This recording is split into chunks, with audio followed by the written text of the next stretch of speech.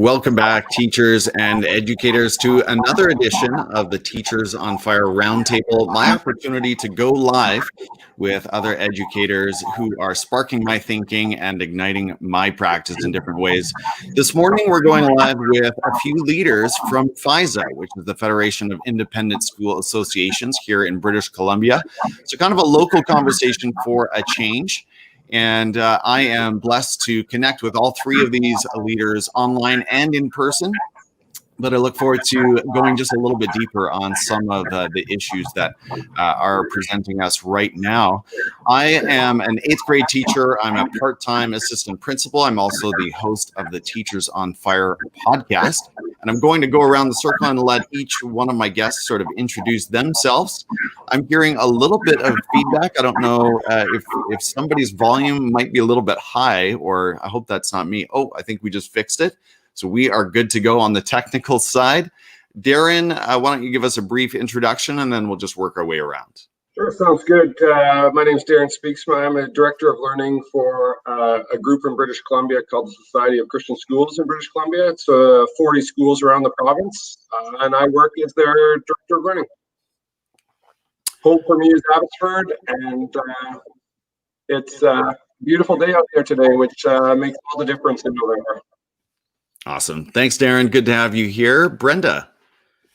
Hi, my name is Brenda Ball. I'm the director of an IB World School, which is part of the ISABC, which is within the FISA BC. And I'm also an instructor in the Queen's Continuing Education Program. Great. Awesome to have you here. And Tom. Good morning, everybody. My name is Tom Williams. I'm principal of Surrey Christian School in British Columbia in Canada. Previously taught in China abroad for 5 years, and originally from the UK, as you'll see from the flag behind me. That's right. Flying proudly. Love it. Well, we've got an outline of questions. I don't know how far we'll get. As we said off air, we may enter a few rabbit holes and tangents as we go here, and that's perfectly fine. I think we'll enjoy these talking points, but I want to start with assessment. Here in British Columbia, we've had the introduction of this new curriculum, and it's been around now for a few years. I don't know if we can still call it new, but if these things come in 20-year cycles, I guess it's still new. So with that comes, of course, a pursuit of better and improved and research-backed assessment practices. And I think all of our schools are sort of in that journey. I know at my context, we're looking at how do we improve assessment practices even at the secondary level, which inevitably is where it really gets difficult, right? It really gets challenging. So I want to give each of you a chance to speak to assessment. I know it's a huge topic, but what are you seeing that you really like? What are you seeing that you'd like to see some growth in? Starting with you, Darren. Yeah, great. I have a love-hate relationship with numbers and letters. It's one of those things where inherently none of them are bad, but what they become seems to always become bad when it comes to learning. So as I work with schools and teachers, one of the things that I'm getting excited about is a few guiding questions that help teachers decide if their practice is actually aligned with what the school wants. Something like, if I give a test this way, is that actually going to improve learning for students? And if it isn't, I've actually got to find a different way.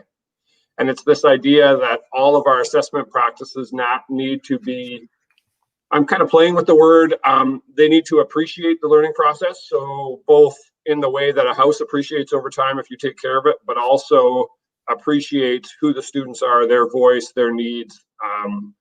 And rather than look for a program, look for a school to look for a few key questions that guide the assessment decision making. And it's schools that have started to approach it that way. It's still hard work and it's still all kinds of wrestling, but it takes it out of the letter grades or no letter grades. And you see teachers doing things like, even at the secondary sciences level, it's like you still give a traditional unit test, but when the test comes back, the kids get a chance to look at it, make adjustments, and then kind of take a second assessment of the parts the big parts that they missed. You know, if a kid's getting 92%, it's like, no, you're not taking the test again so you can get 98. Like, give me a break. But it's I actually just blew this, you know, this section of the test. I obviously wasn't prepared. Can I have another go at it? And teachers are saying, sure, if you think you can show mastery in that area now that you realize where you missed something, off you go. So still a test. It's still a little bit of that. Here's the information, test, repeat, but just tweaking it a little bit to improve the learning process while you're using some of the traditional methods.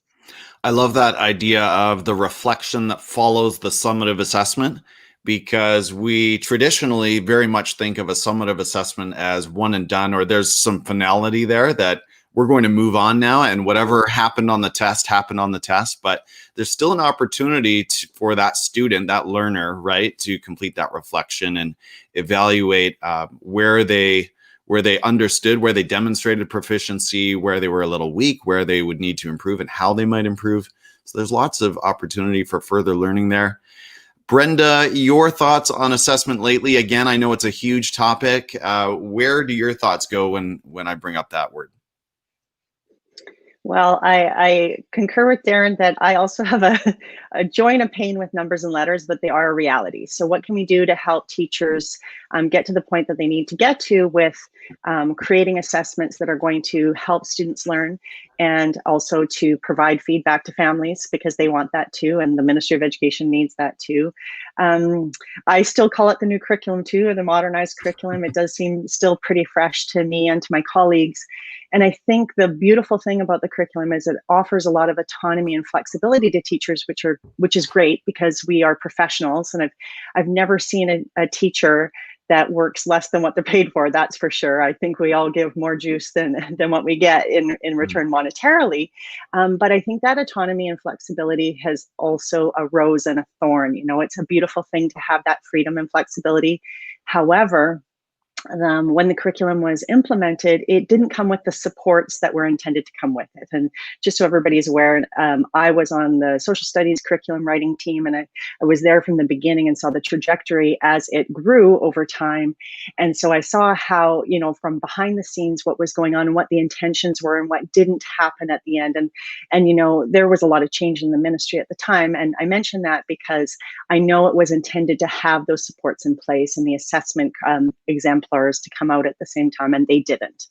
The other thing that was supposed to come at a concurrent time was the Teach BC website with a lot of, you know, basically be the digital file cabinet for the province, and that kind of floundered as well. And so I think it's been 3 years of teachers kind of being on their own to be like, here's a whole new curriculum, and build all your assessments from scratch too, and do it with inquiry, even if you've maybe never had any background in how to do that.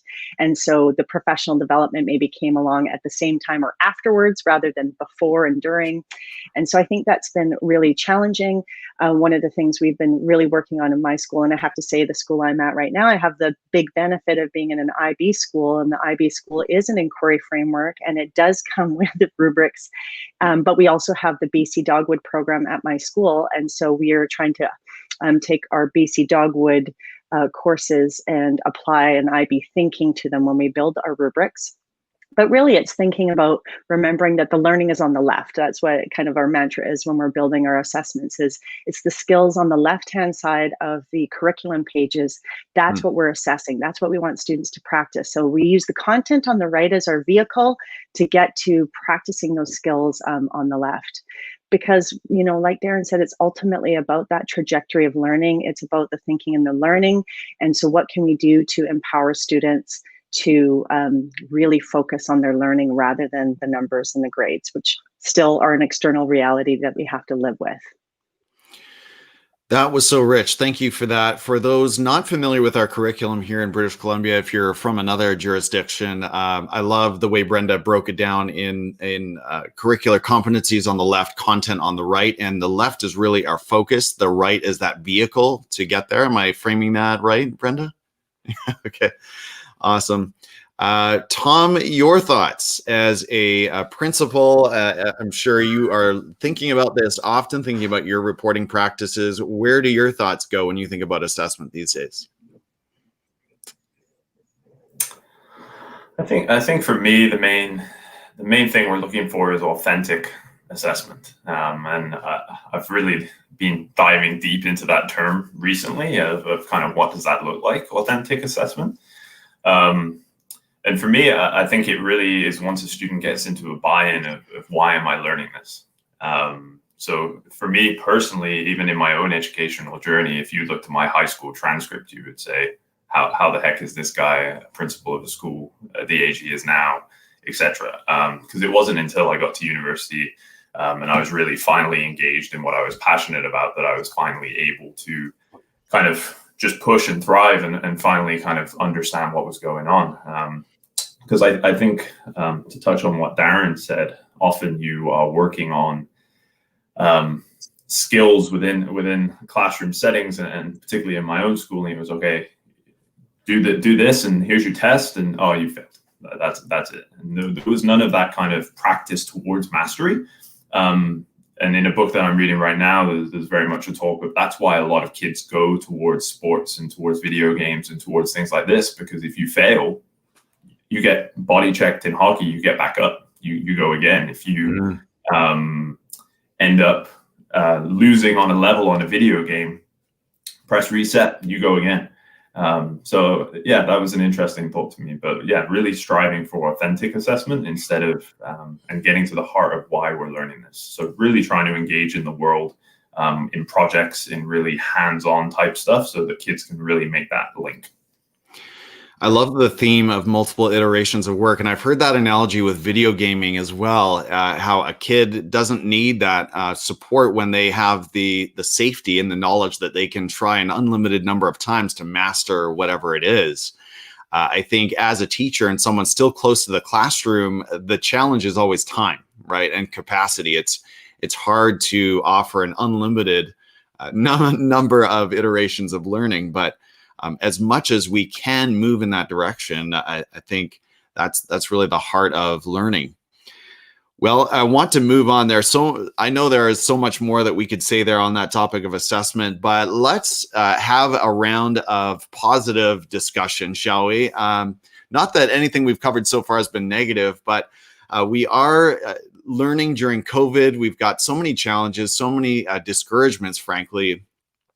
So when you think about learning in your school or your environment, your communities right now, what is one really big win that you can celebrate? Darren? Yeah, so something that might be seen as insignificant, but I think goes a long way in creating a sense of belonging for students is you see a lot more administrators and teachers outside in the morning chatting with kids.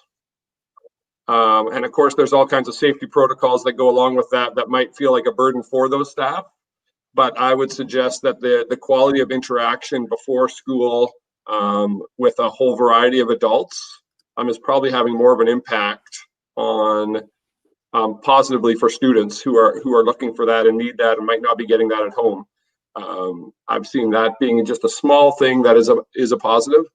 And I think for those teachers who, I used to get accused as an administrator. It's like, Darren, flexibility is our F word, right? Like they were like, enough with the flexibility speak all the time, right? Like it is, but it's forcing that, because when you have a percentage of your kids not able to come to school for a set of time, you're forced to reevaluate the whole, we need to cover, and that pressure to cover. And it's like, you actually have to let go of that, because you actually have no choice. You will run yourself into the ground if coverage is your goal, because of the variety of who's in the class on what days. So for me, those are both positives, even though some teachers out there probably won't see that second one as a positive from their perspective. I think how we're growing as a profession as a result of some of this, I don't know what the positive impacts will be, but I do trust that there will be positive spin-offs in our ability to adjust and be flexible.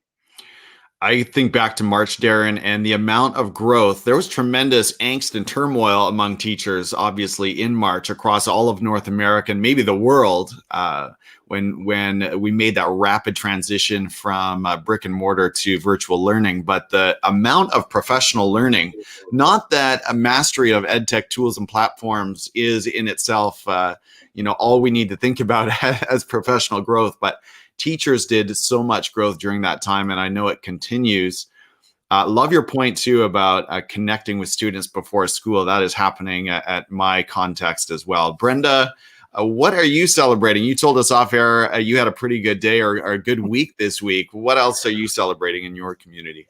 Well, I will say the creativity. I will say since March, and for those of you outside of our jurisdiction, a pandemic basically began at the beginning of our spring break. And so most schools shut down at spring break and then didn't come back in our kind of, for most schools here.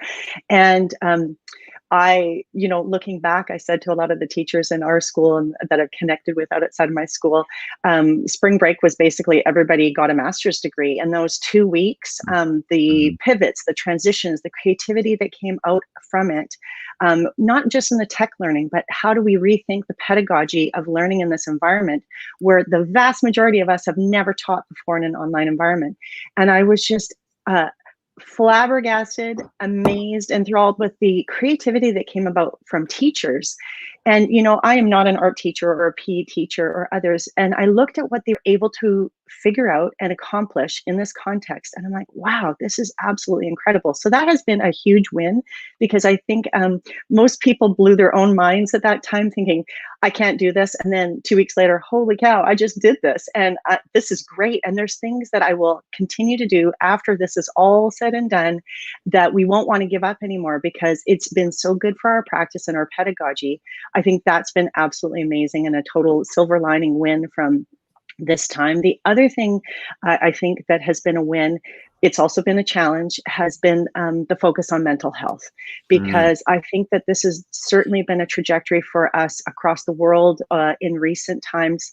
But if anything a pandemic does is exacerbate what we already know. It amplifies the good and the bad. And this has been one of the big challenges of COVID times. And so teachers and students focusing, talking about mental health and well-being, talking about self-care, and really spending time on it. And I think it comes back to what Darren was saying, of having those conversations in the parking lot on arrival and greeting people with a smile, because boy, did we miss that, hey, when we were gone, to be able to see people face to face and like appreciate them being there and us being there too has been incredible. And sorry to the people who may be listening right now who aren't yet there. I hope you will be soon. But I think that focus on mental health and well-being has been, it's really like opened the doors to making that a regular part of our daily conversation and our daily practice. So I think that's a win. I was just reading a book called Award-Winning Culture by Hans Appel in Washington State, and he was talking about at his school just setting up a huge, almost like a rock concert environment at the beginning of, well, I'm dating myself by saying rock concert. It would be hip hop music, let's face it. But, just pumping the music before school as kids come in. And I love that idea. My school is sort of surrounded by a residential area, so I don't know how the neighbors would really go for that. But you're right. We so missed that during April and May. Tom, what is one win that you are celebrating in your community right now? What do you see as a win, even during COVID learning? A couple of things. I echo what my colleagues kind of said regarding kind of the technology piece is an obvious one to pick on. But I think at the same time, those who were kind of sat on the fence with that for the last few years, potentially, it's kind of forced the hand now of, it's here to stay. You need to start to learn to engage with it, all of these different types of things. I think for me, one thing that I've really enjoyed, particularly coming into a new school and coming into British Columbia this year, is it's just shaking everything up. It's like everything's kind of shaken up. So when you were looking at all these different school events and kind of the way things have always been done,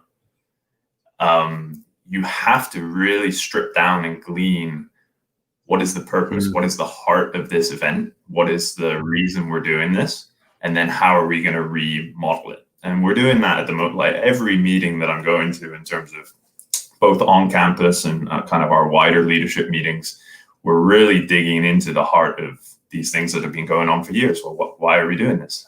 Can we improve this? Can we do it from a different angle? So some of those kind of things, I think it's just a very strong time of reflection. And I think moving forward, being equipped with that information is going to be powerful beyond COVID. It has really been a clarifying time in terms of redefining our why. Love that. It's brought all the challenges and adversity, but it's also been clarifying in some ways. Well, I want to keep moving on into our next question. And it struck me that, Tom, you're always getting the last crack at it. So I'll let you go first. We'll snake our way back this time. The next question is this one. Why is it more important than ever to be a connected educator? I know this is a loaded question because on the one hand, we know teachers are more stretched and straining more than, in many cases, more than they ever have been in their careers. So it might feel like a big ask to say, hey, you need to be connected. Maybe the key word there is need. Maybe it doesn't need to be need, but where is the motivation? Why should educators connect? Tom, in your view, I know you're a little bit active on Twitter. What's the advantage to you of investing in a PLN? I think it's crucial just from getting all the different perspectives. I mean, one of the reasons I chose to come this morning was just to listen and learn myself from other educators in a similar region, similar area. I think one of the things that I learned when I first got into social media many years ago was it can be overwhelming when you first kind of dip your toe in. If you start looking up some of the hashtags that are popular amongst educators, you're finding millions and millions of things. So I often always caution whenever I'm coaching staff or chatting with them of the way you pace yourself into this type of thing. So whether you find 3 new people a month to follow who are kind of influential educators and kind of glean some of that information and then work out, okay, well, this is really helpful to me from this person. This person, it doesn't really link with what I'm doing. So I'm going to unfollow them and then I'm going to, you know what I mean? So you kind of build that infrastructure up over time. So it's a super personalized, relevant thing for you instead of, because like I said, if you log in and you look at the big picture of kind of educational technology and the connections, it can be super overwhelming. So yeah, I always say, take your time and take a step at a time. That is sound advice. I think little by little, it's got to be incremental. It's definitely, it doesn't work well when you try to jump completely 2 feet into the deep end of the pool all at once. Brenda, we talked a little bit off air. I know you're not as active on Twitter, but I'm sure you're connected in other ways as well. When you think about becoming a connected educator, what would you add to Tom's comments? Yes, well, I have to say, Twitter created all the opportunities that I have had in the past 8-9 years. I have to say, I was really super active in the social studies chat in its early days, and it helped connect me with educators around the world. And it blew my mind how it helped me see different perspectives and know what was going on in classrooms around the world. So I am a huge advocate of social media as a connector for a professional learning network.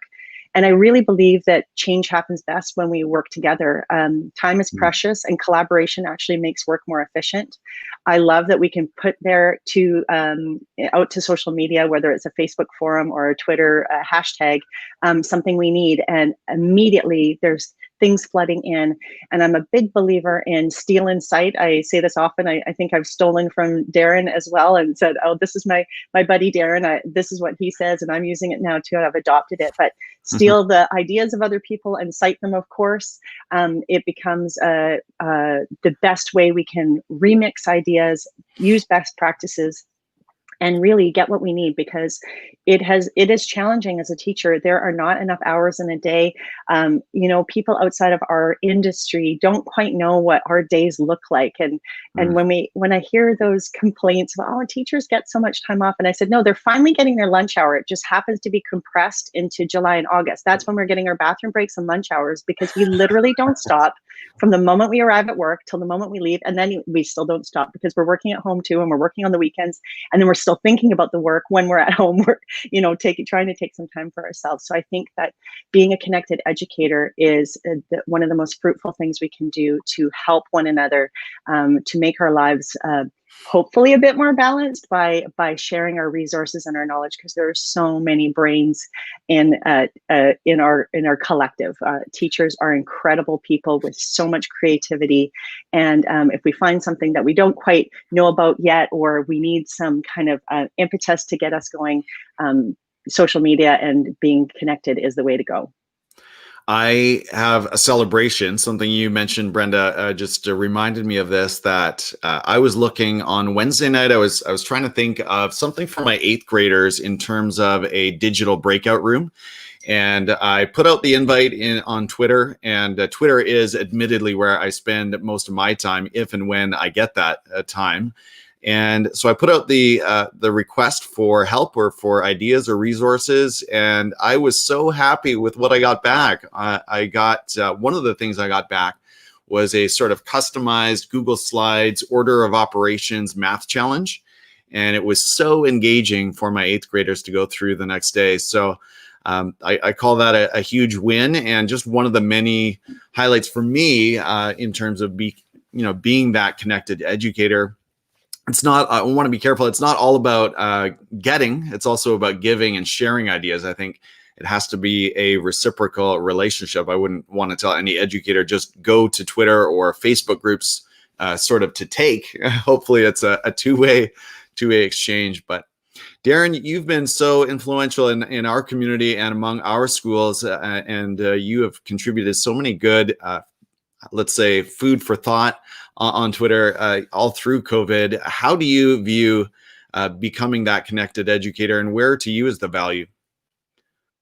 Yeah, great question. I think I had no idea what I was getting into in March when someone was like, hey, this is a good idea. And I was like, yeah, I'll do that for the duration of this thing. And, just sort of little encouragements, thought of the day sort of things. And then, it's like, we're now 9 months into this. And I've only had one miss where my assistant actually said to me, Darren, you need to take that down because people are going to think this. So there is one day where I was like, okay, I thought it was funny, but apparently I'm offending people. So I need to delete that. But for me, it's a tension because social media can run you.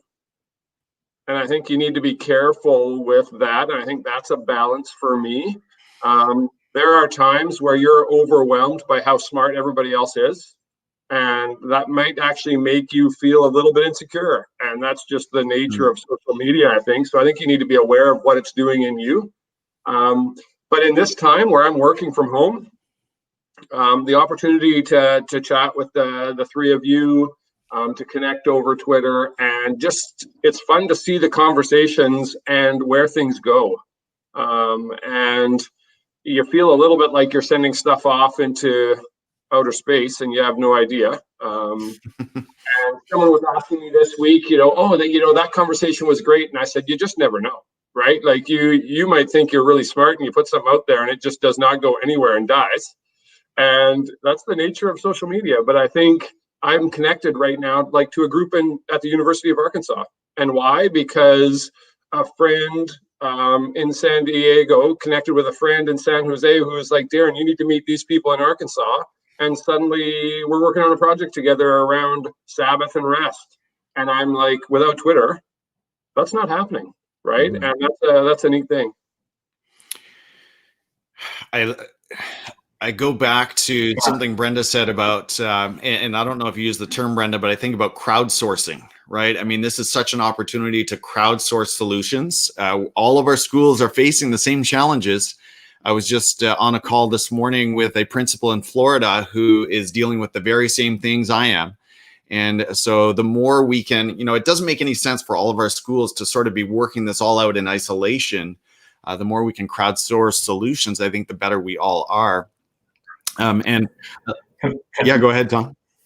Can I follow up, Tim? Yeah, just on one thing. Yeah, no, I was just thinking on what Darren said about kind of the connection with Arkansas and this kind of thing. But one thing I've really enjoyed as well about social media is I'm trained British teacher. I've taught in the UK. I've taught American curriculum, and I'm now teaching in Canada. So all of those different, no world education system has it perfect, right? Like, so it's a wonderful opportunity.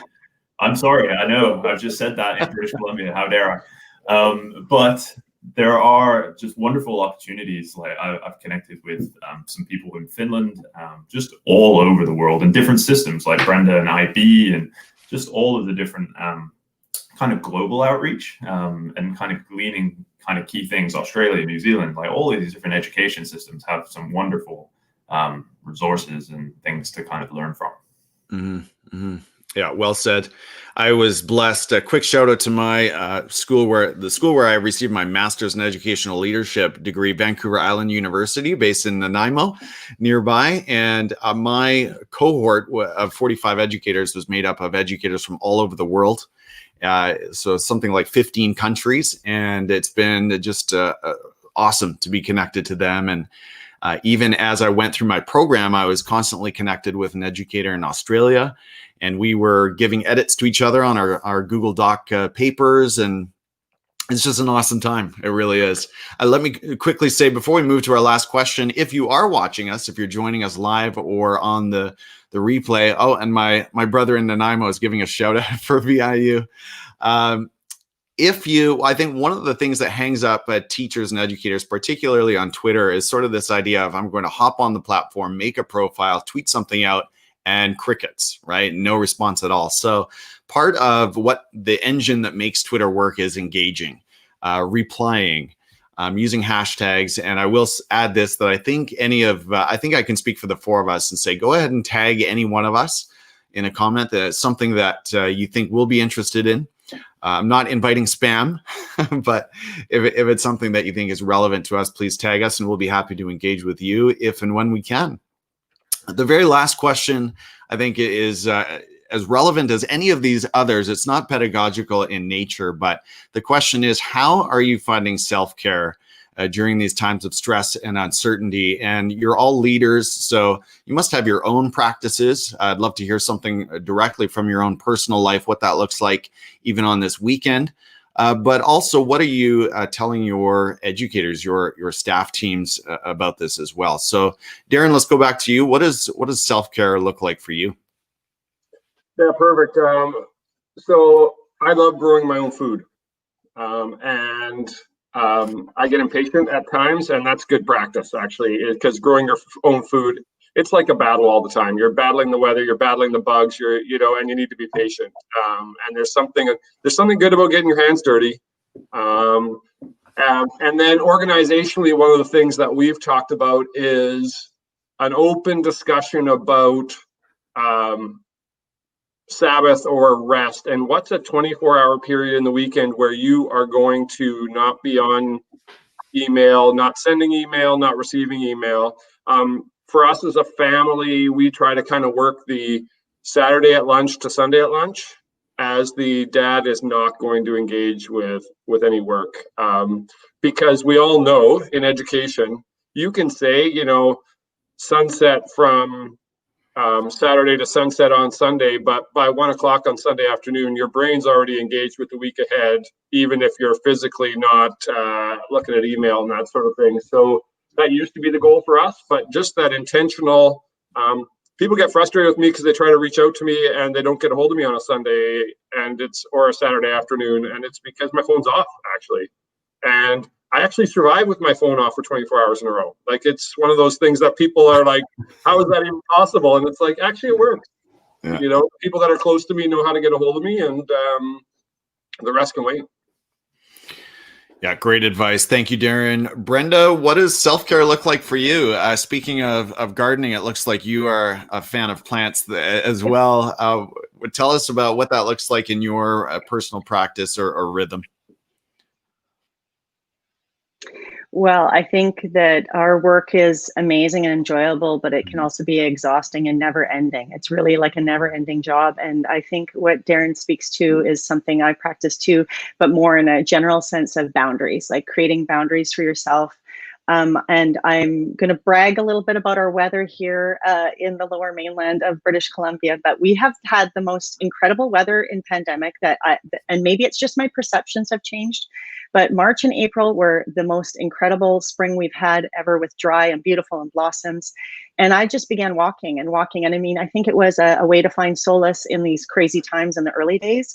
And I just haven't stopped walking. I feel a bit Forrest Gumpish at times, but in those early days of pandemic, I think I walked 20 kilometers a day some days, just to kind of work through the things that we needed to work through and think about and manage and stay calm. And I mean, humans are meant to walk, we're meant to move. And I think that's been a big help to me for self-care during this time. And you can still think while you walk, but it's harder to text or answer an email when you're walking. So it also gets you away from the work a little bit. And I think one of the things that's really come to the forefront with me, and this is also linked to the mental health aspect, and Tom mentioned the word authenticity when we were talking about assessment, but I think that's authenticity with ourselves too. And I have been actively working against what I call toxic positivity, because I think that as educators, we are natural cheerleaders. We have been trained from the early days to say, yeah, you can do it. And this is how I'm going to help you do it. And we're like rah, rah, rah all the time. But I think one important aspect of mental health is realizing that we don't always feel like cheerleaders, and we don't always feel amazing and awesome and fantastic.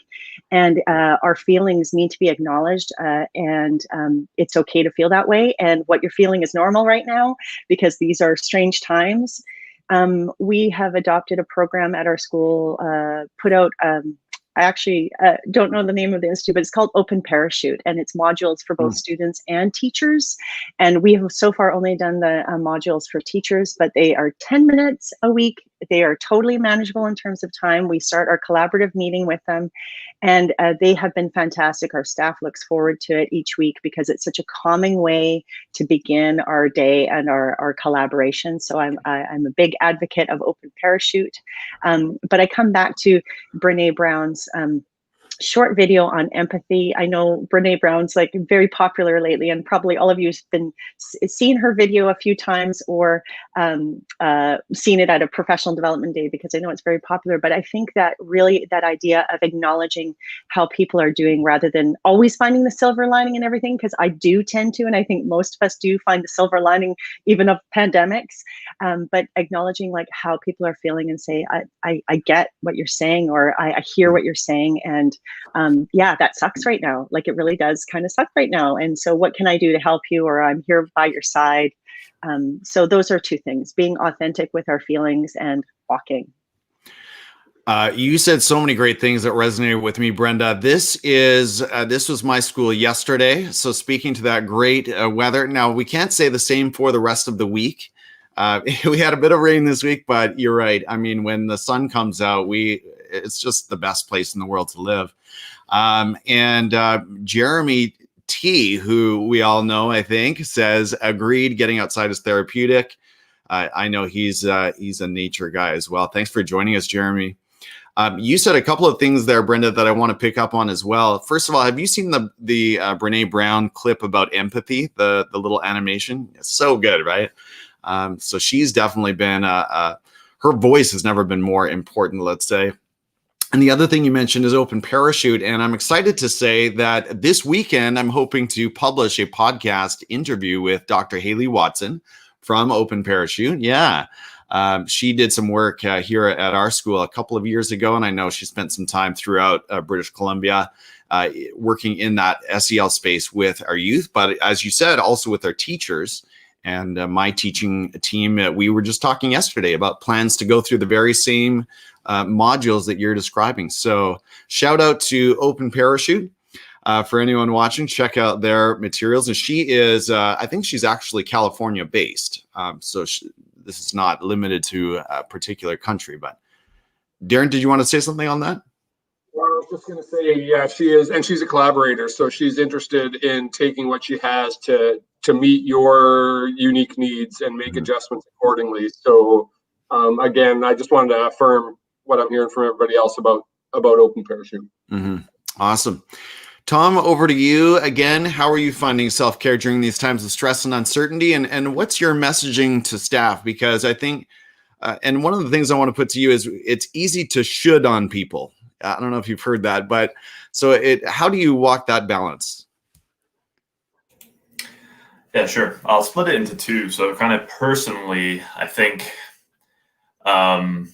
particularly when I first stepped into school leadership, I think there was this need to accomplish tasks all the time. It was just go, go, go. I think Brenda talked about that, just a million miles per hour. And then I think finally coming to the realization and almost the moment of, okay, there is never a moment where there isn't something I could do. And that's just the nature of the job. Like I could sit down and find things to do related to my job all the time. And then it was during that time I also read the book by David Allen, The Art of Stress-Free Productivity. Great book. And it really just gave me a model of, as tasks come in, almost filing where things are going to go. And it gives you just an infrastructure and a system. And once you build it into your life, it's almost like a chair you're like leaning on that just means that I can put stuff down and know exactly where it is when I come in on Monday morning and pick that thing up. And that just really helps because I trust my system now. I think really practically taking off my iWatch during the weekend is huge for me. I'm not quite as far as Darren in turning off the phone, but even just taking off the constant notifications and having a nice other watch to wear that is analog, believe it or not, crazy, is a big one. And then at school, I think the big thing from us as leaders is just modeling this kind of thing. I have a big mantra on not emailing staff during the weekends. I've told my leadership team the same thing. Like if I choose to work on a weekend, that's on me, but I can delay my emails to arrive at 8 a.m. on Monday, because the moment that email lands in someone's inbox, I'm imposing on them during their weekend. And I think it's important that we kind of model that. And then the other thing, just kind of really practically that I've learned, particularly coming in to a new school during COVID, is like just the dial of the pace of things. Like if I have an option, let's just slow down. And I think everybody's got a bit of extra grace for me as a new leader coming in during COVID times, because there's just so much uncertainty. But just kind of really trying to make sure that, let's be calm. Let's just go through this. At our school, we're really big on kind of storylines as well. So when I was reflecting coming into this year, one of the things that I really wanted, I wrote my storyline down as a place of peace. I don't want school to be a stressful place. So every decision that I make runs through the filter of my storyline of, okay, is this a peaceful decision? And there's things that still need to be done, but where can I build extra time for staff to go home early this day or do all these different types of things? I think that's going to be important, because we still don't know where that end line is in place, right? So we all started this thinking we were running a 100-meter sprint and it was going to be done. We're now probably over the half marathon, still fueling as we go along, but we don't know, are we doing an ultra marathon here? Like what's going on? Being ready for the long race as well. Yes, this could be a multi-year endeavor. We don't know. God help us if it is, but we could be in this with a long haul. Well, so much wisdom imparted there in that round. I'm processing so many of the things you said. I'm guilty earlier in the year of sending out those weekend emails, Tom. So thank you for that rebuke. And the principal that I work with sort of reminded me, hey, you can schedule those for Monday morning. So that's what I'm going to lean towards. Something else too, and here's a comment from Jeremy. I hear Darren loves to dance. Watching him always makes me feel better. All right, well, we'll go to you, Darren. Can you explain? I think that relates to some tweets that were going back and forth a while ago. Yeah, so on one specific Friday, I'm always looking for some sort of, COVID thought of the day that is on Fridays that's different. Like this past one was, gratitude list, get outside, active heart rates, and then time for reflection. But there was one where I was like, music is amazing. And I'm not a musician, but music has a deep impact on me. And one of the things I did as an 8th grade teacher is made a classroom happy list, we called it. And everyone got to put one song that made them happy, and we would play that during work time. We would just have that list going. And then, so part of that was like, staff need that too. So I suggested, Friday afternoon dance party. And why don't everyone contributes a song, and then you have a Friday afternoon dance party. And Jeremy, who's a friend of mine, was like, hey, I'm waiting for you to come down and do that at our school. You can host. And I know that it's only a matter of time before I end up at Jeremy's school hosting a dance party on a Friday afternoon. But right now that intimidates me and terrifies me because I actually don't dance well. So, but I think it's going to have to happen because it's not going away. I keep hoping if I wait long enough, it'll fall off the radar, but it doesn't appear to be. Well, when I married my wife 5 years ago, I sort of stepped into the scary world of dancing, and well, when the opportunities present themselves. And so, Darren, I will say on the public record, if you start a dance party, you can count on me. I'll be there to join you. I don't know if that'll ever happen, but me too. Brenda's in, Tom's in. All right, here we go.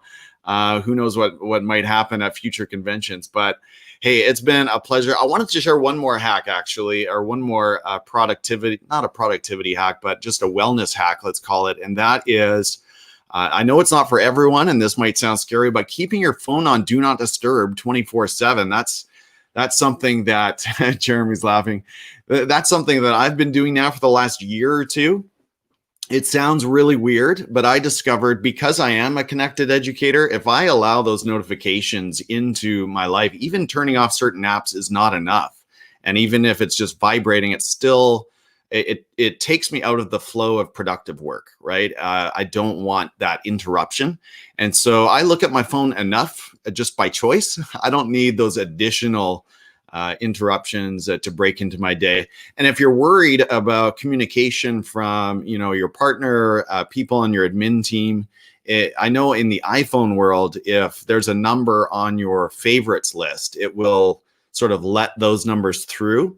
And that's all I need. I've just found that, those text messages, those social media notifications, they can all wait if I'm in the middle of something. And I only share that because it's been such a game changer for me, and maybe someone watching or listening might find some freedom there as well. I'm going to give you an opportunity for any last thoughts, just throwing it out to any of you before we say our goodbyes.